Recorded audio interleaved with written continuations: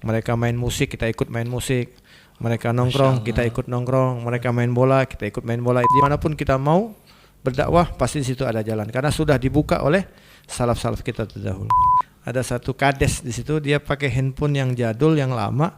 Itu digantungin di depan rumahnya. Kita masuk pertama, kita ngucapin salam, gak ada yang jawab. Mobil double cabin, kita lewat jembatan itu, jembatannya goyang.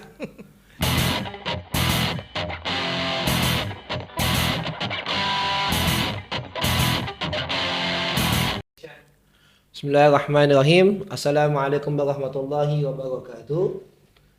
Alhamdulillah rabbil alamin. Allahumma shalli ala sayyidina Muhammad wa ala sayyidina Muhammad. Iya, sobat-sobat Pas Studio dimanapun Anda berada. Alhamdulillah, pada kesempatan kali ini kita kembali lagi di konten kesayangan kita, yaitu Lebih Dekat dengan Ustadz. Alhamdulillah wa syukurillah, pada kesempatan kali ini kita kedatangan tamu spesial. Tamu spesial ini seorang habaib keturunan Nabi Muhammad SAW. Beliau ini pimpinan majelis. Semua kita yang sudah tahu, pimpinan majelis Nur Alawi Nusantara. Jadi beliau ini punya banyak cabang majelis di Indonesia. Bukan hanya di Indonesia, tapi juga ada juga di luar negeri, di Singapura dan juga Malaysia. Mungkin sobat-sobat Pas sudah tidak sabar lagi nih ingin menyapa langsung Habib kita pada kesempatan kali ini.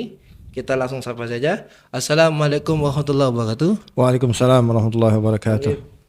Insyaallah, barakallahu fiik. Sehat Bib? Alhamdulillah, khair afiat. Ini bahasa Palembang, bahasa Indonesia nih? Bebas Bib. Kayaknya campur aja nih Bib. Campur ya? Iya, yang nontonnya ada orang Palembang juga, ada orang dua kota Palembang. Siap. Masya Allah. Kemarin sebelumnya Bib mau ngucapin Idul Milad, selamat hari lahir Bib. Insyaallah, jazakallah khair. Wa antum gazalik. Itu kalau boleh tahu Bib, hari lahirnya ke berapa nih Bib tahunnya? Hitung aja sendiri, 21 Januari 79. 21 Januari 79 tambah 1 80. Jadi 43 Bib. Baru 22 ya? Oh 22. Sama kayak Anda Bib, Anda baru 21 soalnya. 22 hitung siang, malam kan hitung. Masya Allah. Bener kan Bib? Di 43? Iya 43. Iya kayaknya bener kan 20 nih Bib. Kayaknya kita yang 43 ini soalnya. Masya Allah. Alhamdulillah. Di umur yang ke-43 ini Bib, kalau kita lihat-lihat kan jejak antum di dunia sosial, di media sosial ini, kita kemarin lihat di ini, antum kan punya Majelis Nur Alawi. Kemarin baru milad yang ke-24 Bib. Yang ke-24 betul. Nah itu antum kayak masih semangat nih Bib. Bagaimana tuh Bib? Kiat-kiatnya nambah semangat di dalam dakwah ini. Bagaimana? Kiat-kiat sukses, kiat-kiat semangat dalam dakwah. Bismillahirrahmanirrahim. Assalamualaikum warahmatullahi wabarakatuh. Alhamdulillah wassalatu wassalam ala sayyidina Rasulillah Muhammad ibn Abdullah wa ala alihi wa sahbihi wa man walah, la haula wa la quwata illa billah. Syukur alhamdulillah pada malam ini kita mendapatkan kesempatan diundang langsung di dalam studio Pas Studio. Ya, yang berada di Kota Palembang. Terima kasih atas kepercayaannya, terima kasih atas undangannya. Yang mana pada malam ini tujuan kita yaitu sharing ya, berbagi tips gimana caranya tetap eksis semangat untuk berdakwah. Kita mulai berdakwah itu di tahun 98. Tahun 98. Setelah kita hijrah dari Kota Palembang, kita menuju ke, waktu itu yang pertama kali kita berada di Bogor. Tidak ada niat dakwah waktu itu. Lama-kelamaan ngelihat situasi dan kondisi, akhlak anak-anak muda sudah mulai hilang, maka ada ketertarikan untuk mengajak mereka. Sementara saat itu kita masih belum cukup untuk berdakwah, maka kita belajar lagi dan alhamdulillah sedikit demi sedikit kita buka pengajian majelis waktu itu bulanan, mingguan di beberapa wilayah, dan alhamdulillah sampai sekarang ini masih tetap berjalan, bahkan sampai ke luar negeri alhamdulillah. Yang bikin kita semangat ya diantaranya satu, ada beberapa poin dakwah itu yang bisa boleh dikatakan menyentuh ke masyarakat. Ada yang dengan ilmu, ada yang dengan dengan keadaan, ataupun ada yang bilhal maksudnya. Nah saat itu kita lebih tertarik ke dakwah bilhal. Iya, karena waktu itu yang kita lihat anak-anak mudanya mereka itu boleh dikatakan condongnya mereka itu untuk bermaksiat daripada beribadah kepada Allah. Makanya kita bilhal, kita duduk sama mereka. Mereka main musik, kita ikut main musik. Mereka nongkrong, kita ikut nongkrong. Mereka main bola, kita ikut main bola. Itu zaman itu ya. Pada saat itu. Nah, kemudian setelah itu kita ikutin trik-trik mereka, sehingga alhamdulillah ketika kita berada di dekat mereka di malam, di waktu yang malam, kita ajak mereka untuk ya pertama kita ikut zikir dulu, zikir, sholawat. Kemudian baru kita ajarkan ilmu-ilmu dan adab dan sebagainya. Kemudian kita lanjutkan lagi berdakwah di beberapa tempat di Jawa Barat. Waktu itu di Bandung, kemudian di Garut. Setelah itu kita terbang ke Kalimantan. Nah, di situ kita menemukan satu keindahan Di pengalaman. Kalimantan. Ya, di Kalimantan. Jadi kita waktu itu mendarat di satu wilayah di Kalimantan Timur, naik pesawat tentunya, kemudian mendarat naik mobil belasan jam. Belasan jam. Ya, kemudian naik kapal perahu kecil sekitar 2 jam. Nah, di situ kita terasa penat, terasa capek. Tapi ternyata setelah kita berada di wilayah-wilayah yang terpencil, yang tidak ada listrik, tidak ada internet, baru kita sadari, Masya Allah, kita merasa kita sudah sudah berdakwah begitu eksis. Tapi ternyata setelah kita berada di sana banyak sekali makam-makam aulia yang lebih dahulu menanamkan diri mereka di sana. Nah, dari situ kita berpikir, ya Allah, kita di zaman yang serba indah, ada pesawat, ada mobil, ada kapal dengan mesinnya. Tapi mereka salaf-salaf kita terdahulu, mereka sudah menanamkan diri di situ. Nah, di situ timbul rasa lebih semangat lagi untuk mengikuti jejak mereka. Masya Allah. Vitamin buat kita itu. Masya Allah. Jadi ngikutin salaf-salaf seperti itu. Padahal dulu belum ada pesawat, belum ada mobil. Mereka naik kapal berbulan-bulan sampai ke wilayah itu. Masya Allah. Kemudian mereka naik perahu pakai tangan, sementara kita pakai mesin 2 jam. Pakai mesin. Kebayang nggak berapa jam kira-kira mereka pakai tangan, tapi sampai ke wilayah itu kita baru masuk, mereka sudah menanamkan diri di situ. Artinya kecil dakwahnya kita itu dibanding mereka itu kecil sekali. Nah, dari situ kita mulai terbuka. Allah berikan hidayah, Allah berikan semangat, sehingga kita tidak ada kata capek, tidak ada kata susah, tidak ada kata ibaratnya dimanapun kita mau berdakwah pasti di situ ada jalan, karena sudah dibuka oleh salaf-salaf kita terdahulu. Masya Allah. Jadi Beb, ini kan kalau lihat pengalaman antum, Masya Allah. Ketika membangun, berarti ini kan posisinya membangun merintis dari nol. Kemudian dari sini kan berkembang terus. Ke setiap daerah ada di Tambilahan ya. Tambilahan juga Riau, ada, di Riau, Pekanbaru juga ada. Itu bagaimana kisahnya Beb bisa ke seluruh Nusantara ini? Ya, vitaminnya seperti itu tadi, karena kita punya salaf, mereka itu tidak ada istilah capek di dalam berdakwah. Jadi kita mau mencoba belajar.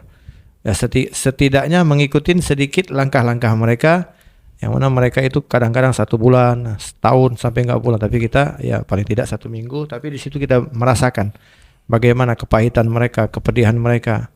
Salah satu contoh, misalnya di Kalimantan Timur, itu kita naik mobil, kemudian naik kapal feri, kemudian naik mobil lagi.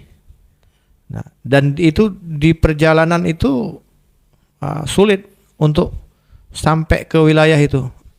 Dan sampai di sana itu kita tidak menemukan kehidupan. Contoh, handphone langsung mati aja. Jadi nggak ada sinyal. Bahkan kalau tidak salah kita mau ketawa itu, ada satu kades di situ, dia pakai handphone yang jadul, yang lama, itu digantungin di depan rumahnya. Artinya hanya di tempat itu ada sinyal. Jadi kalau dia nelpon tuh bergantung telepon itu pakai loudspeaker. Halo seperti itu. Masya Allah. Di zaman sekarang ya, Masya Allah. Nah, dari situ akhirnya kita buka cabang. Ada permintaan dari beberapa ikhwan kita, sahabat kita yang dari Kalimantan Timur. Beliau namanya baru saja meninggal, belum lama. Almarhum Haji Supardi Hidayat. Nah, mereka beliau ini yang support kita masuk ke pelosok-pelosok sampai ke wilayah-wilayah yang tidak terjangkau, yang di situ banyak suku Dayak yang boleh dikatakan non Muslim, dan alhamdulillah banyak yang masuk Islam. Nah, di situ kita terus berdakwah, masuk sana, masuk sini, naik perahu lagi sampai ke sana. Di situ baru kita sadar kekurangan kita saat ini, yaitu ikhwan-ikhwan kita yang berapa kali kita coba ajak ke sana, mereka tidak ada minat lagi untuk datang karena satu mungkin jauh ya. Nah, di situ kita terus berjuang mengikuti jejak salaf kita.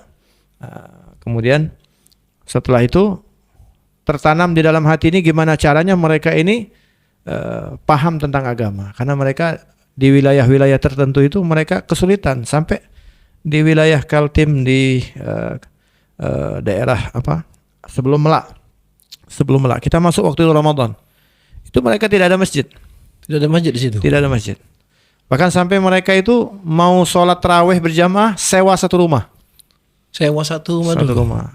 Karena banyak non muslim di situ. Hanya mau tidak mau kita mengajak kawan-kawan kita ya untuk gimana caranya kita carikan jalan keluar agar mereka ini punya masjid. Nah, di situ kita sadar, ya Allah, kita selama ini berada di Tangerang, masjid dekat, di sini ada masjid, di sini ada musola, mau sholat mudah. Tapi mereka yang berada di pelosok-pelosok ini, ternyata mereka itu membutuhkan sentuhan dari asatid atau ustadz atau dai yang bisa sampai ke situ untuk support mereka agar mereka terus bertahan di dalam ibadah kepada Allah Subhanahu wa taala. Masya Allah, Bib. Perjuangan antum ini aja antum bilang nggak ada apa-apanya sama yang zaman dulu. Apalagi perjuangan kami nih, Bib. Masya Allah. Bib, anak kan sering lihat antum nih di posting-postingan antum. Kan setiap hari itu antum ngisi acara dari subuh, Bib. Subuh, zuhur, asar tuh ada semua, sampai malam pun ada. Ngisi juga di iNews TV kan, pernah lihat antum. Itu bagaimana tipsnya antum jaga kesehatan tuh, Bib? Sedangkan kalau orang biasa nih, Bib, sudah sakit itu, Bib, kayaknya, Bib. Ini antum dari pagi sampai ke pagi terus berdakwah tuh, Bib. Bagaimana tips kesehatannya? Apa ya tipsnya itu ya? Yang jelas intinya himmah, semangat. Masya Allah. Kata Walid yang ditanamkan sama anak-anaknya, al-muhim mawjud himmah. Al-muhim mawjud himmah. Kullu syai' sahil. Kullu syai' sahil. Itu yang dipegang oleh kita, perkataan dari Sayyidul Walid Al-Habib Al-Habib bin Ahmad Al-Kab, katanya al-muhim mawjud himmah kullu syai' sahil. Semangat dulu, kalau tidak ada semangat percuma. Masya Allah. Kalau kita mau hitung, kalau kita biasa nih ada 3 bulan sekali kita ada safari kajian bulanan di Tembilahan Riau. Ya, itu 3 bulan sekali. Itu dari Tangerang itu pakai mobil. Dari Tangerang pakai mobil ke Tembilahan. Palembang dulu, ke Jambi dulu, baru ke Riau. Itu kalau logika capeknya minta ampun kan. Tapi karena himmah, karena semangat, alhamdulillah sampai. Masya Allah. Dan tiap 3 bulan sekali sampai. 3 bulan sekali ke sana. Masya Allah. Itu berapa jam tuh, Bib? Kalau dari Jakarta ke Jakarta, Palembang, Jambi, Riau sama. Jakarta, Palembang, Jambi, Riau sama. Berarti hampir 1 hari kayaknya, Bib. 25 jam ya? Iya, kayaknya 1 hari. 2 hari. 2 hari, Masya Allah. Hampir 2 hari. Nyampe sana langsung isi dakwah. Langsung dakwah. Biasanya seperti itu. Ini buat teman-teman sobat-sobat pas, kayaknya kita harus tambah semangat ini kalau dengar pengalaman dari Habib ini. Insyaallah ini, Bib. Afwan, Bib. Antum ini kan seluruh kalangan bisa masuk nih, Bib. Baik dari segi artis, dari segi apapun itu, antum kan masuk semua nih. Bagaimana tuh, Bib, bisa masuk di semua kalangan itu, Bib? Caranya maksudnya. Caranya, Bib. Tips biar semua orang menyimak. Ya, biar semua orang kita itu berdakwah bisa diterima oleh semua kalangan. Itu kan biasanya berdasarkan pengalaman. Kadang ada orang di contoh ini kita kasih gambaran di Kaltim juga. Kaltim. Di daerah Penawai. Itu di daerah Penawai itu Masya Allah itu kenangan pahit. Kenangan pahit. Kenapa dikatakan kenangan pahit? Kita masuk pertama kita ngucapin salam gak ada yang jawab. Pada awalnya tuh, ngucapin assalamualaikum gak ada yang jawab. Kita bilang betul gak ada yang jawab. Gak ada yang jawab. Kemudian kita ajak sholawatan gak ada yang ngikut. Itu pahit kan. Akhirnya kita cari kenapa. Terkadang memang ada di satu wilayah masing-masing mereka ini punya punya tabiat ya. Ada yang ketika ditanya ada tanya jawab di dalam tausiah itu, ada yang menjawab, ada yang tidak. Seperti kayak di Malaysia itu kita tanya betul tidak, nggak ada yang jawab. Tapi lama kelamaan terikut apa yang kita ucapkan mereka jawab. Ternyata memang adatnya seperti itu. Nah di Kaltim ini ada satu wilayah yang saya bilang di Penawai itu kalau kita ajak sholawatan sampai 2-3 kali masuk ke wilayah itu sampai bilang jangan masuk lagi, akhirnya nggak kuat. Ya, bukan berarti kita seperti tidak ada manfaat kita dakwah di situ, tapi lama kelamaan alhamdulillah terakhir kita masuk sebelum Covid sudah punya hadroh di sana, Bib? Iya, sudah punya hadroh berkat kita masuk kan. Udah punya hadroh, kemudian punya tim-tim yang akhwatnya ada, yang rejalnya ada, kemudian kita assalamualaikum sudah waalaikumsalam. Kemudian kita ajak tanya jawab di dalam tausiah itu, mereka jawab betul tidak, betul, mau tidak, mau. Jadi ada perubahan. Nah, di situ kita belajar. Ternyata di wilayah-wilayah tertentu tuh ada beberapa apa ya kalau bahasa anak sekarang ini plan A, plan B, plan C. Jadi di dalam dakwah itu ada trik. Oh, gitu. Ada trik. Yang mana pernah kita dapatkan dari Al-Murabbi Syekhuna Al-Ustaz Ali bin Abdullah Al-Habsyi waktu kita belajar di Riyadh. Beliau menekankan sekali kalau ente berdakwah ataupun ente memberikan tausiah kepada orang, ente lihat yang mana yang menyimak, yang mana yang tidak menyimak. Yang mana yang diam, yang mana yang ribut. Nah, ketika ente lihat itu ada yang misalnya ini ada yang tidak mendengarkan ucapan kita, ente lebih fokus ke situ. Bila perlu ada tanya jawab. Setelah kita praktekkan ternyata Masya Allah, Allah permudah. Jadi semua kalangan kita bisa masuk. Jadi trik-triknya itu penyampaian yang kita utarakan ke mereka-mereka yang saat ini ya mungkin tidak terlalu berat, mengajak mereka untuk dekat kepada Allah, taqarrub ilallah, dekat kepada Rasulullah, kita kasih contoh hikayat-hikayat. Nah, seperti itu dan insya alhamdulillah, dan itu masuk ke semua kalangan. Baik dari mulai kalangan menengah, anak-anak, orang tua, sampai ke anak-anak remaja. Masya Allah. Jadi jangan menyerah dulu, Beb. Mesti punya plan A, plan B, plan C. Ada di satu tempat tuh yang harus kita dengan keras. Oh gitu. Contoh di satu wilayah kita tausiah, ternyata yang mendengar kalangan santri. Jadi kalau kita bawa dengan canda tawa tidak mungkin. Jadi kita harus bil ilim dengan keras. Ada. Jadi kita lihat sikon. Dan di situ kita harus mengikuti. Ya, jangan kita terbawa dengan apa yang mau kita sampaikan. Jadi pesan dari Ustadz Ali itu gimana caranya orang itu dengar kalamnya ente gitu. Nah, jadi kan tergantung kita dan tergantung keadaan kita seperti apa. Ada yang harus dengan keras. Ya, betul tidak gitu kan, sehingga mereka kaget, betul gitu. Ada yang dengan canda tawa, misalnya gini, kita berada di dalam satu majelis yang hadir perempuan, ibu-ibu, kan nggak mungkin dibawa dengan yang keras, kita bawa dengan canda tawa, dengan kehidupan sehari-hari, selayaknya seorang ibu itu seperti apa, bagaimana cara mendidik anaknya, kita kasih hikayat-hikayat yang sehingga mereka itu pulang puas dan paham dengan apa yang disampaikan. Masya Allah. Jadi antum ini kan, Bib, sudah kalau kita hitung kurang lebih udah 20 tahun lebih, Bib. Ya. Dari tamat SMA dulu, ya, udah mulai dakwah ini kan 20 tahun lebih. Selama berdakwah 20 tahun lebih ini, Bib, ada nggak pengalaman-pengalaman yang paling lucu waktu berdakwah? Apa ya? Yang paling lucu ada, Bib? Apa ya, lupa. Tadi kan ada yang handphone tadi. Satu. Ada lagi nggak yang lain? Yang paling lucu. Ada tapi lupa kayaknya. Ada satu, kita ngelewatin satu yang lucu tapi sedih juga ya. Jadi ngelewatin satu pelosok-pelosok, kemudian ngelewatin jembatan. Nah, jembatan itu pakai mobil double kabin. Kita lewat jembatan itu, jembatannya goyang. Jembatan goyang, kemudian kita diarahkan sama supir sama itu buka jendela. Dia bilang, kenapa ini buka jendela? Belum lama katanya kades ini jatuh, roboh jembatan itu. Kita udah di tengah. Turun gimana, maju gimana? Masya Allah.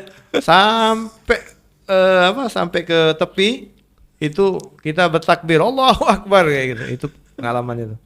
Tanya sama supirnya, itu nanti pulang lewat jalan lain ada nggak? Nggak ada, satu-satunya jalan itu. Berarti 2 kali lewatnya. 2 kali lewat. Akhirnya yang kedua kita turun, nggak kuat. Turun jalan kaki. Khawatir karena gisonya seperti itu. Masya Allah, ya Allah. Ini pengalaman-pengalaman Antun, Masya Allah, bersemangat sekali. Mudah-mudahan sobat-sobat pas yang mendengar dimanapun Anda berada, yang mendengar daripada pengalaman Habib Hamid Naufal bin Alwi Al-Kab ini menambah semangat kita dalam berdakwah, insya Allah. Mungkin terakhir ini, Bib, ada nasihat-nasihat buat para pemuda, buat sobat-sobat pas yang mendengarkan akun ini, Bib. Nasihatnya jangan menyerah. Jangan benar. Semua yang kita lakukan hari ini ada rekodnya, ada rekamannya. Jadi carilah sesuatu yang baik yang bisa nanti saat kita bertambah umur itu akan ada seperti zikroyat, kenangan. Nah, jadi mulailah dari sekarang itu kita uraikan kehidupan kita itu dengan kebaikan dan tidak ada kata terlambat. Tidak ada kata terlambat. Masih ada waktu untuk terus berjuang memperbaiki kesalahan ataupun kekurangan. Apalagi alhamdulillah kita berada di tempat ini, banyak kita punya guru, dan khidmah yang paling penting adalah khidmah, karena khidmah itu luar biasa. Orang yang belajar ilmu belum tentu bisa berkhidmah, tapi orang yang berkhidmah pasti dapatkan ilmu daripada khidmah tersebut. Amin. Jazakumullah khairan Bib sudah hadir di studio kita. Buat sobat-sobat pas mana-mana berada, alhamdulillah wa syukurillah. Demikianlah bincang-bincang kita pada kesempatan kali ini, konten kita lebih dekat dengan Ustadz. Mudah-mudahan insyaallah menambah semangat kita, motivasi kita untuk berdakwah, untuk meneruskan dakwah dengan Nabi Muhammad sallallahu alaihi wasallam. Lebih dan kurang mohon maaf, pada Allah mohon ampun. Wabillahi taufiq hidayah. Assalamualaikum warahmatullahi wabarakatuh. Waalaikumsalam warahmatullahi wabarakatuh.